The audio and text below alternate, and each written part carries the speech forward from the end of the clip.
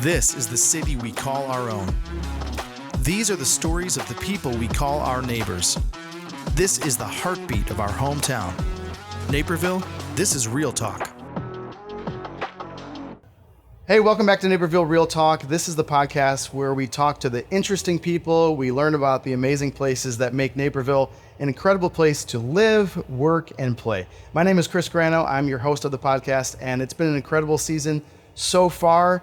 Just so many interesting people here in our community, and I love getting the feedback from you guys when we post the podcast on YouTube, Facebook, things like that, and just hearing how you get to hear these stories of your neighbors that you didn't even know before, or people that work in the community and have a big impact in the community, and we get to learn their stories.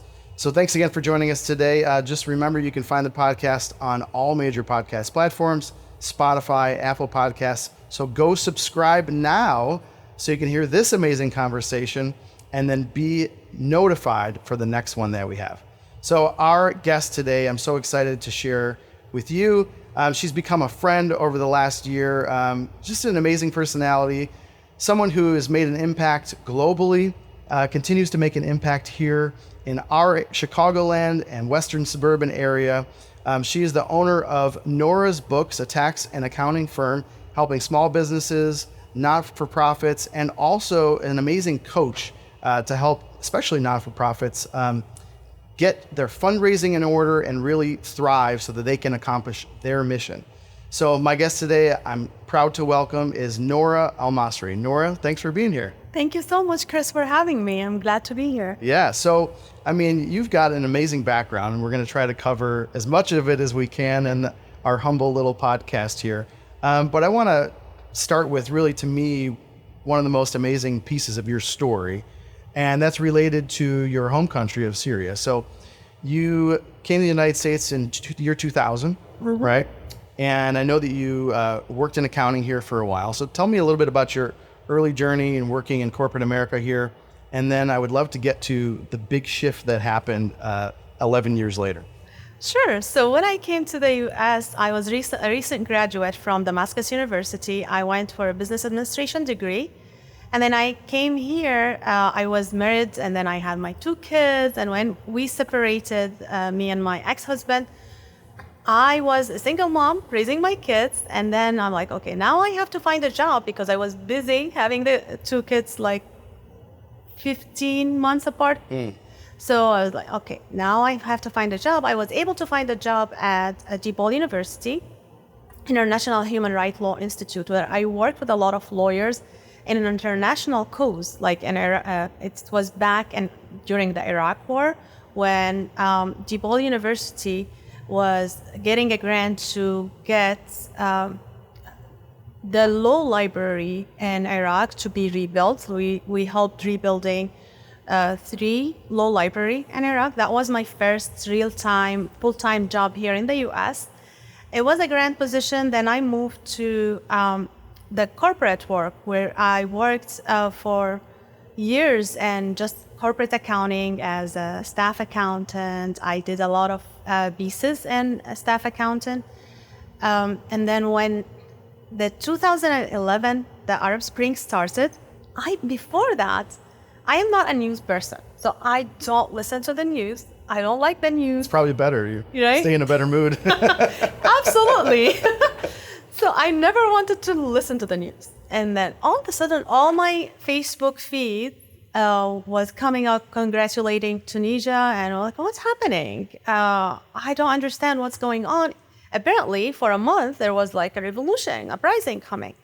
And I got so excited. And then it came to Egypt. And I'm like, oh my God, I love Egypt, even though back then, I've never visited Egypt. I always wanted to go, because one fun fact, my parents did their honeymoon there. Oh, wow. So I loved it. And I know originally, 200 years ago, my family came, or my great-great-grandpa came from Egypt. And so I know I have roots there. But I just love Egypt. Because also, Egypt for the Middle East is the Hollywood.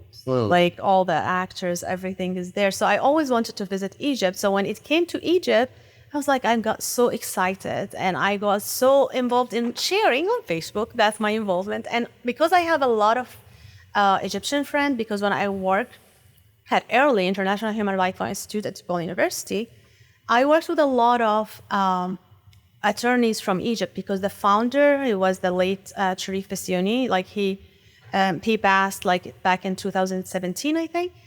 So a lot of attorneys from there who worked there were from Egypt. So I had a lot of friends from Egypt. So I would get like firsthand experience from those people who I know, like who are posting from their relatives. So I got so excited. And then eventually, it happened in Syria. So when it came to Syria, I was really excited, but I was afraid at the same time. Yeah. So I had this fake Facebook account for a while because I was afraid, like, what if I shared something and then nothing happened and then I can't go back to Syria? Yeah. So I was behind that fake account. And then when the people went into the street and really did the protest the first time in Damascus, I was blown away. I was like, okay, I am here in America, afraid to use my name, and they are in the street in Syria in real danger. Yeah.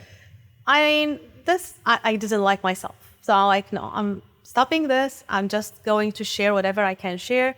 And also I was afraid a little bit because I had my two little brothers in Aleppo studying, going to university there.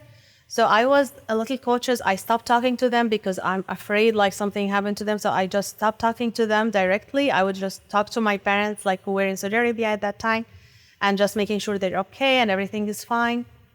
So I started posting, and a lot of people like were sending me messages like, what are you talking about? But, I was in a connection with people like who wanted a change. They didn't want to do anything other than just bringing a positive change to the country from where they are at, because every person in different space, in different area, they want to just see positive change. They want to see good things happening in the country out of love. But eventually, the regime at that time started killing people just after 3 days of uprising. And this is a month later, a lot of people start to flee the country. And I was at that time working in the corporate world. I was ready to study for my CPA. Actually, I took my review classes. I wanted to do it, but then I'm like, okay, everything has to stop and everything has to be on hold because I cannot focus on anything right now except helping the people right now who needs help. And everyone was writing in Arabic, to have the real news. You don't want to hear it from the American or British or European media. You want to hear it from the people, not even from the Arab media, just from the people. Yeah. And so everyone was writing in Arabic. And back then, the iPhone wasn't really as big as now. It was just kind of new. So not everyone has an iPhone now. Yeah. So I didn't have an iPhone. And in my phone, I couldn't read Arabic or write Arabic. It wasn't supported. And I was like, okay, if I'm at work, I can't know the news. I can't help anyone. So I was really anxious. I wanted to find something that's going to help me support myself and my kids as a single mom. But then also, I want that thing to help me support the people in the ground. Yeah. So I connected with the people and over the Facebook from all around the country and Canada, so North America people. Everyone who was openly talking, because not a lot of people were talking, we connected together and we started a Facebook group and we started talking about how can we help people? What can we do? And we decided to do an event in Chicago, because Chicago is the Midwest and it's easier to come to Chicago, and to do fundraising to help the refugees who started fleeing the country. So one of my things that I had to do is to find an organization who is willing to support the refugees and to raise that fund for Syria, but to support those refugees, because a lot of organizations were afraid to do so. Mm. So that organization agreed, and then I was responsible for a lot of logistics. So on that fundraising, we were able to raise more than $150,000 on that, just one fundraising. And at that time, the leader of that organization asked me to come on board for full time. I was like, yes, this is what I was looking for. So without any question, I told him, okay, of course, I resigned from my job and I went to work for that organization full time. I started as an executive assistant for 6 months, and then I became a program director in the Middle East. I was literally doing everything. I was working days and nights. I was like literally, because I was working with people on the ground who's implementing and working with people here to make sure, like, put this on social media, let's have a social media in Arabic as well, let's whatever, use this picture. So I was involved in every single detail just because I care so much about the cause. I want to really like affect the life of the people over there as much as I could. And we were doing some protests here in Chicago. I was also involved on these protests, and I wasn't, when I did my master here at DePaul, I went for a business information technology master degree. When I had to do the presentation, I would prepare the slide. But when it comes to public speaking, I would come in front of the people and I was like, reading, and even like I was terrible. And the instructor one day is like, you need to go to the Toastmaster so you can improve. I went a couple of times. I didn't really like it. But when I had a cause that bigger than me, which I wanted to help the people, I want to deliver the voice of the people on the ground to the people here in the US to see like what is happening. When we would organize the protest, no one wants, very few people want to actually speak because they're afraid for their relative on the ground. They're afraid maybe the regime is gonna stay, which is still there until now, and they're not gonna be able to go visit. So I was one of the people. I was like, okay, I don't care if people in the street, I'm gonna speak. And I started speaking in the protest back then.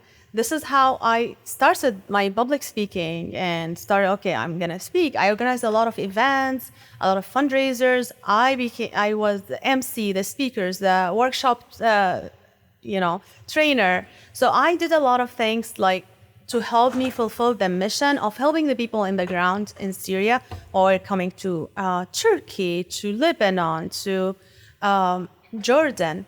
I even had a lot of trips throughout my work on the ground. I was looking the other day, a lot of pictures with kids I have, because the kids and the refugee camps, like when they used to see cameras, because we would do the distribution, do the camera, they would want to be in the camera. They want to talk about what they have been doing. And it was a lot of fun things and very fulfilling to meet those kids on the ground, to see how can you affect their life. Yeah. A lot of sad moments also during that time. But that was the work that I really loved doing.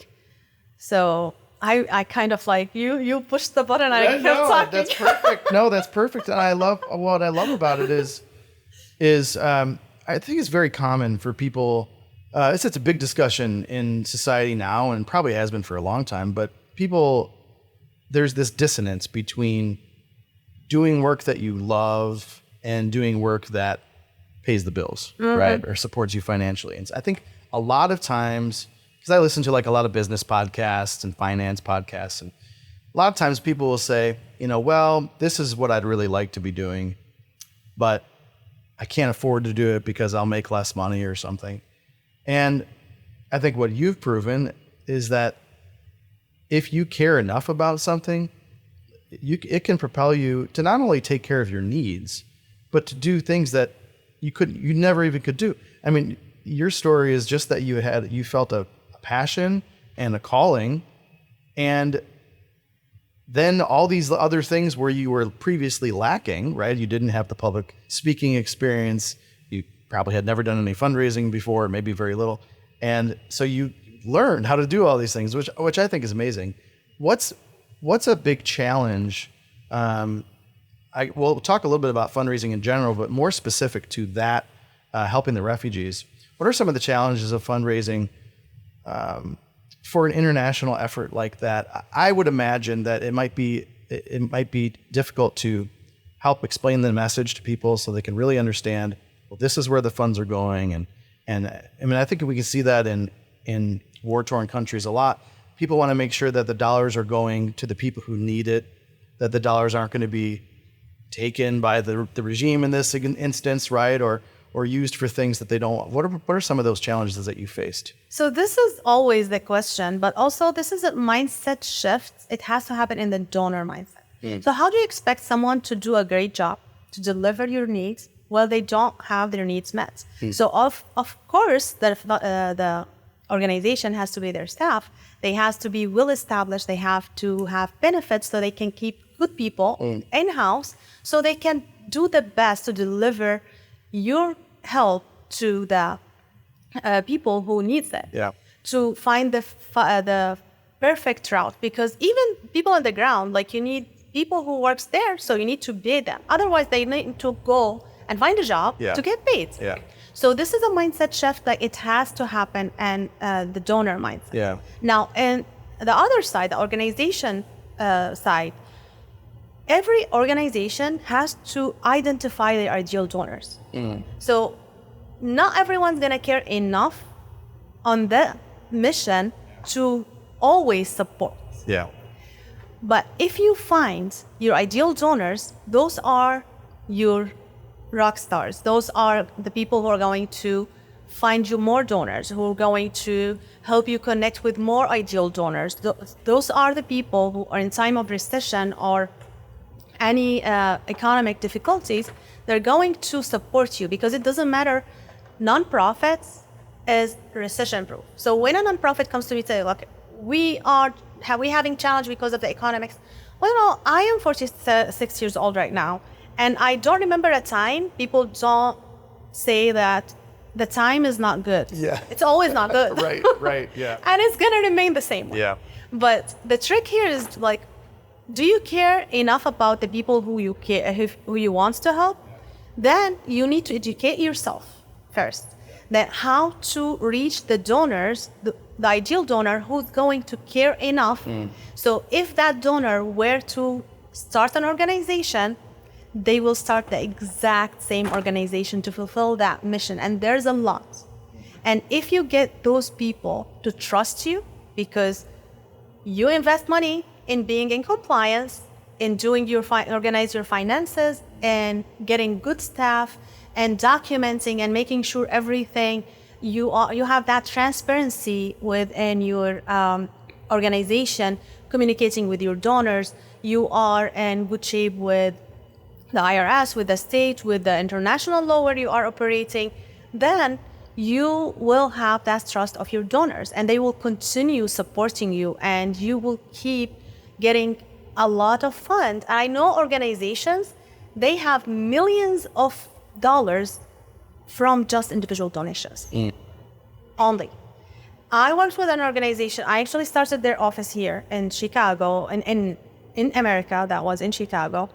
And I helped them raise $1 million in the first year. Wow.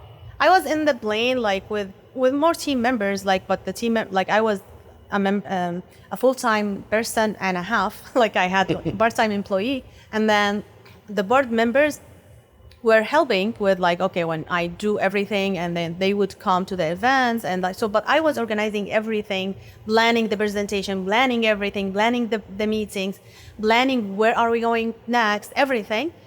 So we were able to raise $1 million only from individual donors. Wow. In that first year. Wow. So it is possible.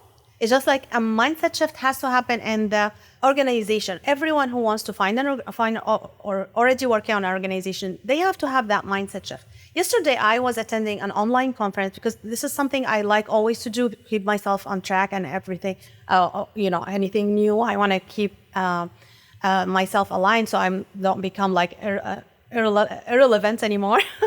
So the speaker was talking. It was online. So the speaker was saying, you can upgrade for the VIP for $300. And I saw a comment that caught my eyes, and it's not uncommon comments. It's very common in the nonprofit world, where they say, oh, we're a nonprofit, we can't pay for that. Well, who says so? Nonprofits pay so much more than regular business. Yeah. You know, IRS has been sending penalties for nonprofits for hundreds of thousands of dollars. because they are not in compliance because they get a volunteer to do their work. Well, you don't need volunteers to do your work because they're not going to do it as good as someone who knows how to do your work. Yeah. So there's a lot of mindset shift needs to be working. That's why I do a lot of, like YouTube and other stuff, just try to educate people, because I believe in education. If someone don't know, like they have to do something, then they're not gonna do it. That's why I feel like if someone wants to start a nonprofit, a business, it's your duty now to become a student forever.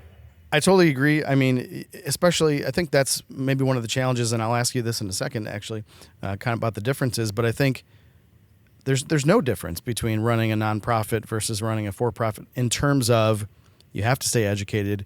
The landscape is always changing. There's new technologies. There could be new regulations which could impact nonprofits specifically. And then because so much of what you've talked about, really fundraising is a marketing effort. But a lot of people don't necessarily think of it that way. And my goodness, marketing is changing every minute in our culture. And so, to stay educated and stay on top of the changes is paramount. So let me ask you kind of from this perspective. We've touched on this, but I know that part of your business is coaching nonprofits, right? So if I were to come to you and I said, Noura, I have this great idea. There's a cause that I care about deeply. And that's probably how a lot of nonprofits start, right? As somebody says, I see this need and I want to help meet this need. What are really the basic steps to get started, as you've said, in a compliant way and in a way that's going to actually be successful for the mission? So first thing, everything starts with planning. Okay. So what do you really want to do? What's your mission? So I replaced the mission with the impact statement. Okay. That's to be straight, like you said, like it's going to help with marketing. See, what's your goal? Who do you want to help? Do you want to become that huge nonprofit? Or do you want to keep it an intimate effort for a certain area? You don't want a huge fund. What exactly you want? Because a lot of people mistakenly think, okay, we're going to have fund for this organization from the grants, and this is not the good way to do it, because you have to be able to raise fund. You have to ask yourself if you're ready. This is the first thing. This is actually what I wrote in my book, How to Start and Manage and Prosper with a Nonprofit, which is available on Amazon. I actually ask these questions. There are a set of questions you go through. Are you ready to be a public figure? Because everything is public about nonprofit. Are you ready to manage your nonprofit as a business? Because it is a business, like you said. If you do not run it as a business, it's not going to be successful. Are you ready to commit the time, or maybe hire someone who has the time? Is there anyone else in the market? Like, study the market. See, is it there already? Right, yeah. Or maybe if it's there, is there something missing out there that you would want to fulfill in that gap? Or what is it exactly? So we try to have a business plan. It doesn't have to be complicated. It can be just few questions to ask, and then have that. So you know exactly, is this for you or not? Ask you some questions. And then once you're ready, okay, there's a lot of compliance to fulfill. So for example, if you were to start a business, for example, LLC. So you go start an LLC, register an LLC, get the EIN, and then you're done. For the nonprofits, you get start and register on the state level, get the EIN, apply for exempt status on the federal, apply for exempt status on the state. And then also before that, you're going to have the bylaws, you're going to have a conflict of interest, you're going to have to pay the fees, and also make sure you do the right application for exempt status, because a lot of people fail to do the right one, which I don't recommend, the easy one, because it does just keep you small. If you are planning to stay as the organization small, then that's it. That's fine. But if you are planning to have a huge organization, start right from the first place. So it's a lot of component to it. You have to do so many more steps. Even to stay in compliance, you have to have that so many more steps. So are you ready for this challenge? If you are ready to invest in your nonprofit. If you are ready to invest in your education to start a nonprofit, then this is for you. Then go ahead, and you have to commit. I understand a lot of people don't want to leave their job. They want to stay in their job, but they want to have that nonprofit. Then you have to commit a time, and you have to start hiring for that. You have, like, for example, when I started Noura's Books, even though I started many businesses before, like it wasn't in accounting, it was like a lot of them was with other people, which I don't do anymore. Well, maybe in the future, but I feel like, okay, let me get stronger on my own. And then, so I hired a coach who was tax and accounting professional coach. She saved me so much time from trial and error, because my question, I know how to do the work, but I don't know how to get the clients, the right clients. Also, it was starting COVID at that time, like 2021. I was like, okay, how do I start from home, from my laptop, virtually get my clients? I didn't know how to do that. But when I had my coach, she has this process. She tried it before. She tried it with other people.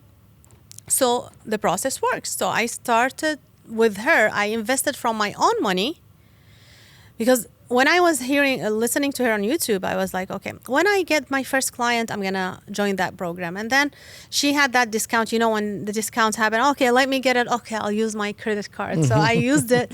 And that was the first and best investment I did for my business, because I invested in March. I got my first bookkeeping client in April. I got 2, just because I applied the strategies. There's a lot of people, in the other hand, like in the program, they didn't get the same result, because a lot of people also, they just want to listen, attend the coaching call, maybe not, and then they think that's going to do the work. That's not going to do the work. So you have to do the work. Same thing with the nonprofit. So that's why I actually started my I have a coaching program for fundraising that's helped them, the nonprofit leaders. It could be someone already in nonprofit and they're just struggling to building their donor base, or who wants to start. It works for both. Also, like for larger organizations who wants their team to be in aligned with their mission, to know what they're doing, like to be able, because in my opinion, anyone who works in nonprofit, even if they work in human resources in nonprofit, they should be that ambassador for nonprofit and be able to raise fund for nonprofit. So I do this in private, like for a group, for a organization. Like I go and do that VIB days, train the people. Or I do it online with the group coaching call for a lot of people, which is like, of course, the less investment from the just doing for that group, for that specific nonprofit. And I enjoy it a lot. Like actually, no matter how tired I would be in a day, when I do that coaching calls, because I offer like group coaching calls. So it's the program, they sign up for the program. It's pre-recorded videos and tools. They self-study, but then that's attached for a 12-month coaching, just to make sure people are applying the strategies correctly and can ask their question. I coach them to do the exact thing that I'm teaching in the coaching program. So I enjoy it a lot. And people who apply the strategies, I have a client, she was able to double her income or revenue funding for a nonprofit. Wow. Since she started the program. That's great. Yeah, just because she didn't even apply 100% of the strategies. If she put more time and applied, she would get a lot more results. But people who are ready to learn and ready to invest in their time and money and be open to change the mindsets, because a lot of misconceptions going on in nonprofit world, they are ready to win and they can have a big nonprofit. In my opinion, every person or every business has to have a nonprofit, because it's also a great tax strategy. Well, that's interesting. Maybe I'll have to talk to you more about that. Yeah. Well, I think your words about coaching are very wise. Coaching is big in the real estate world, which is my industry. And whether it's a paid coaching program, which I think is very valuable, or even a mentorship that's maybe just built on a relationship, if you're walking into a world where there have been people who have been successful before you, why would you not learn right? And so what I find so interesting about you is you do have this amazing background in the nonprofit sector that even though I know that your business does business bookkeeping and accounting and tax planning, to be able to have that piece of it, I think is incredibly valuable for you, and certainly anybody who's listening or watching and has had that in the back of their mind that they want to start a nonprofit. Well, don't wander into it. Get experience from Noura, who's had success and coached people to success. So let me shift a little bit then, because you brought up starting Noura's books and growing that business, and you also talked about team members like within the nonprofit world. So talk whether it's for nonprofits or whether it's your business. Talk about the challenges in taking a small business from like a solopreneur to that next level where you have 2, 3, 4, 5 team members. I'm in that stage of my business right now, and we've shared that before. Mm-hmm. Talk about those challenges and maybe some tips for people trying to do that. Sure. So, that saying, you can go fast alone, but you cannot go far. And I believe that so much. I believe in building the team, because this is what I did in my career. Like, I built so many offices for a lot of nonprofits in the Middle East and in the globe. Like, I built offices, team member, I used to supervise them. But when I started Noura's books, in the beginning, so I would say first 3 months I was alone. But then I was like, okay, there's some challenging stuff, emotionally challenging for me, because when you start a business, it brings a lot about yourself. It's your baby. Yes. Yes, and sometimes you figure out a lot of your strength and weaknesses when you're trying to do things for your business. Yeah. So I found out some emotional stuff, like I cannot, for example, like sending those voice memos to people. In the beginning, I used to like overthink it. It was very challenging for me. Like, okay, forget about it. I'm going to hire for it. Because some stuff you have to do. Like you either do it yourself or have someone else do it. Yeah. So I hired 4 VAs and give them access to my social media and told them exactly what to do. Mm-hmm. They did a great job. And my calendar was always full. So that was a stage in my business. But then as I get busier, 4 VAs in the same level approximately, it was really difficult for me to manage and get the job done. And so that came into the bottom line of the business, affected the revenue. So after 2 years, I had to let everyone go, because I was like, okay, using my individual, my personal funds, which I wouldn't do again. That was a lesson learned. And I, at least, like, maybe sometimes you have to like balance, but I wouldn't do it to the extreme I did it back then. I had to let everyone go, and then I started like just doing on my own. I was able to get my business to 6-figure, but that's revenue, of course, you know. We have a lot of expenses. Right.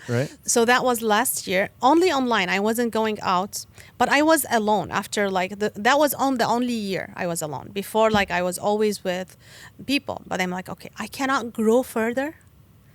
And I would start getting a lot of customer and, like, they won't be satisfied if I kept at it alone. Like, and I'm not going to be able to have the level I want into my business unless I start hiring. So in the beginning of this year, I started hiring. I was like, okay, lesson learned.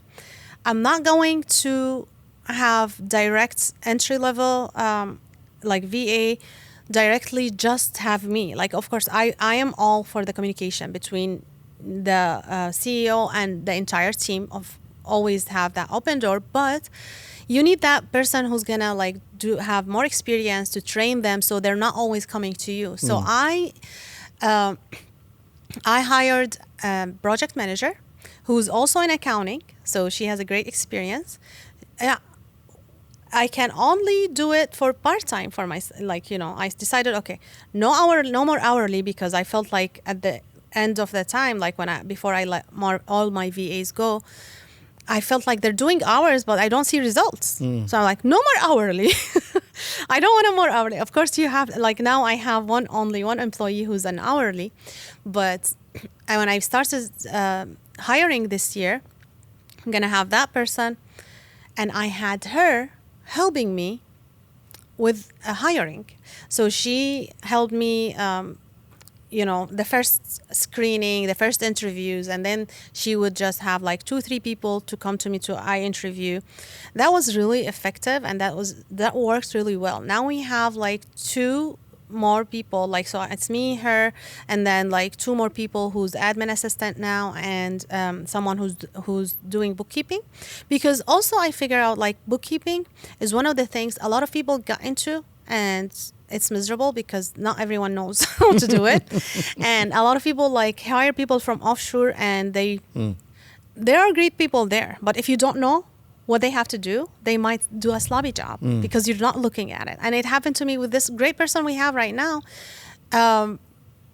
In the beginning, we don't do this. Like we have to be really, consistent. This has to be this. This has to be this. And then he starts to pay attention because he knows, like, it's me and the project manager who's looking after his work. So we have that level, like multi-layers, to make sure we deliver the best quality for the client. That's why we have also our core value at Noura's Books. We do go over the core value in each and every meeting, and we do meet twice a week because you can't just hire people and just don't talk to them. I value that, like, meetings, like I love that. So that's a priority. Like we meet for now, like we meet Mondays and Thursdays, like every time. And if we need meetings in between, we do have like planning meetings sometimes. So it depends on who do I need from the team. And we are on the same page. That helps us like actually grow. Like without my team right now, I don't think we're going to be able to grow as much. I've seen growth. Yeah, like I don't see it in the back end, like in my personal level, because we spoke about this. We have to invest. Right. So you don't see the bottom line, like, okay, as great as it could be if you're not hiring people. But hiring people will be like more fruitful, and it will... If you're hiring the right people, it will pay off at the end. And let me tell you, like I hired like 3-4 wrong people like this year, and we just had them go like so much faster than I did when I like 2 years ago. I lagged, like I waited so long to fire. I'm willing to work with people. I want to teach them. I want to coach them. I want them to deliver. But if you hear the same excuse over and over, like you should have a gap, like, okay, a month, maybe 2 months. Like if you don't see improvement, just stop there and let them go because you're going to waste your resources. That's right. And it's okay because we all actually have to go through sometimes wrong people until you find our right people. And I was afraid to hire from here in Chicago. Okay, I was like... But my admin assistant right now, she's here in Chicago. She's part-time. And I love her. Like, she's doing a great job. And I love the opportunity that, okay, someone is here as well. So if something I need help with when I'm doing speaking engagement, BNI meeting, anything I need help with, like, she's here. She's available to step up and help me with that thing. So I don't feel alone anymore. So it's really important to have someone like next to you, Yeah. Well, and a lot of what I'm hearing you say is is proper planning. We talked about planning a number of times, right? Planning in your hiring, sort of, being slow to hire so that you're really kind of seeing into the future so that we don't have to let people go as much. And talking about even though the immediate results for team building, the results to the bottom line may not be there immediately. You're putting your business in a place to be able to serve customers at the level that you want to, because as you said, you can go really fast and you can serve a lot of people at one time as a solopreneur or as a small team, but probably not at the level that you want to, which will then help your business grow further, right? So we reach these sort of these ceilings if we don't really think ahead. And so what I love that it's been a thread of our whole conversation. You know, you talked about really thinking ahead, planning for the future so that you don't find yourself at that ceiling of whether it's your nonprofit and you find you've been doing things wrong all these years with your accounting or with your fundraising or with the business. And so I love that strategic mindset that you have. I wish we could continue talking. This has been an amazing discussion, and we'll have to come back to it again. For the people who are watching or listening, and they want someone with your ability to strategize and to plan, how can they get a hold of you? And who are some of the best people that you would be able to help? Sure. So I can be contacted at my website. They can book a Zoom call with me, or they can message me. Noura's Books, NOURABOOKS. Don't forget the S's. There are 2 S's there. .com /contact, and you can book a call with me, like free strategy session. We meet on Zoom, and I can help any business owner who's struggling with their cash flow, needs tax planning, do tax. I do tax preparation, tax planning, and also if you receive those love letters from the IRS, I'll be able to represent the clients, like the business, the personal level, or in the nonprofit world. So I can help all of you.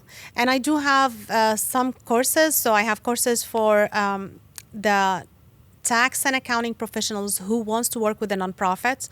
I have that course available, and I have a coaching program for nonprofits. So I can help any person, like with anything financing. You want to grow your business online. Also, any type of business, I can help you grow your business online.